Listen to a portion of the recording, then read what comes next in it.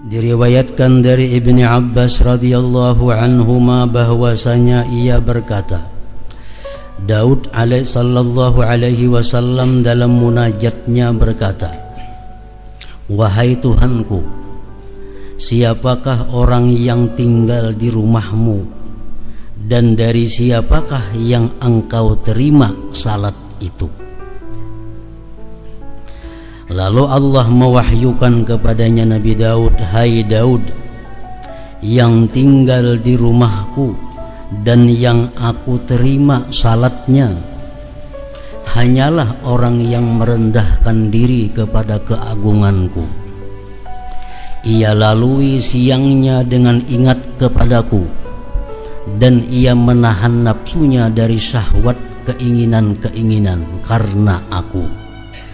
Ia memberi makan kepada orang yang lapar. Ia memberi tempat melindungi orang asing dalam perjalanan, dan menyayangi orang yang tertimpa bencana. Itulah orang yang cahayanya cemerlang di langit seperti matahari. Jika ia berdoa kepadaku, maka aku perkenankan, dan jika ia memohon kepadaku, maka aku memberinya. Aku jadikan di dalam kebuduhan akan kesantunan baginya, dalam kelalaian akan keingatan, dan dalam kegelapan akan cahaya.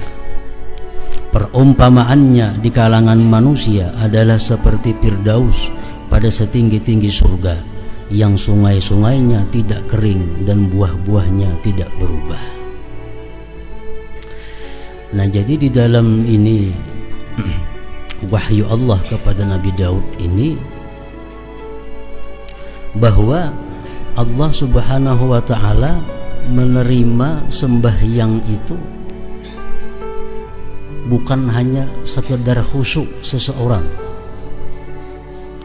tetapi ada sangkut pautnya dengan kelakuan-kelakuannya di luar sembahyang.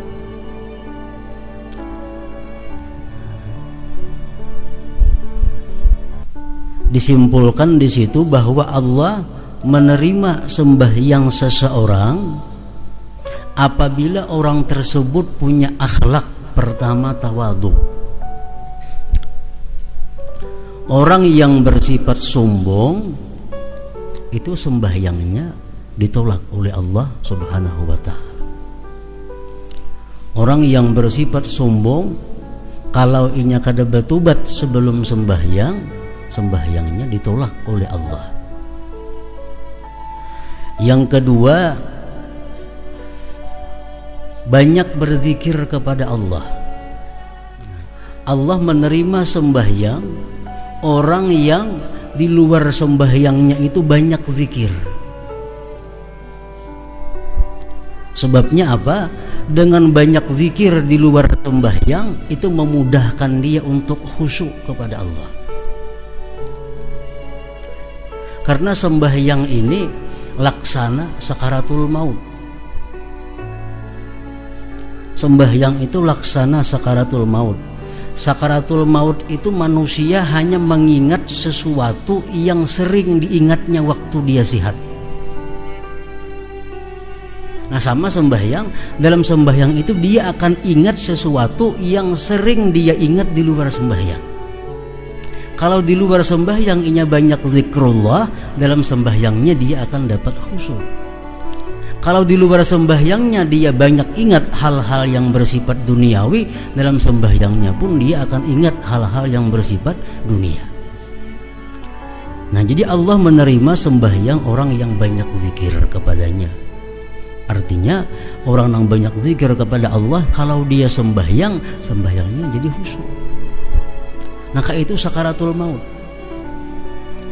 Waktu kita menghadapi sakaratul maut itu apa yang kita ingat? Apa yang biasa kita ingat waktu sigar, waktu hidup? Kita keingatan kebun, keingatan ternak, keingatan tanaman kita, perumahan kita. Nah, waktu sakaratul maut kita kadang-kadang mengingat Allah, yang kita ingat perumahan, kebun.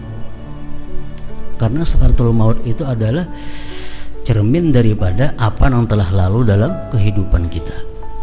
Nah, sama sembahyang macam itu juga.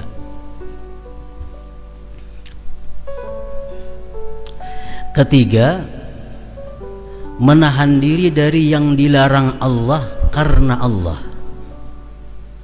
Allah menerima sembahyang orang yang mampu menahan diri dari yang dilarang Allah karena Allah.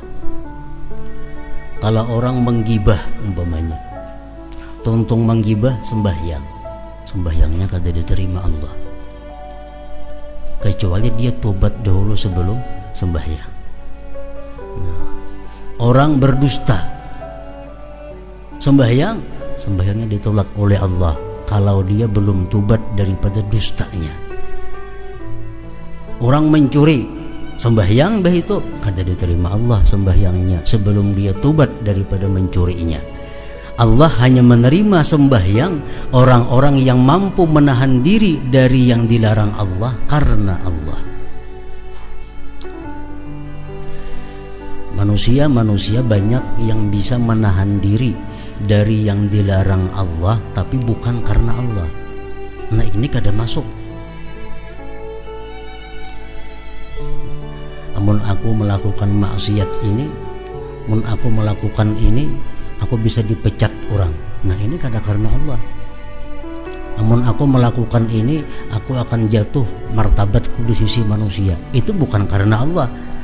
Yang dimaksud ini adalah Allah menerima sembahyangnya orang yang mampu menahan diri dari yang dilarang Allah karena Allah.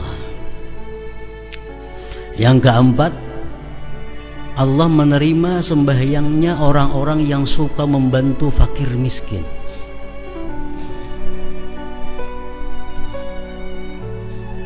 Orang yang tiga membiarkan fakir miskin kesusahan, orang yang tiga membiarkan fakir miskin kelaparan, sembahyangnya ditolak oleh Allah.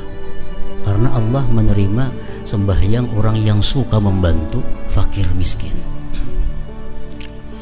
Kelima, memberi tempat kepada orang yang dalam perjalanan.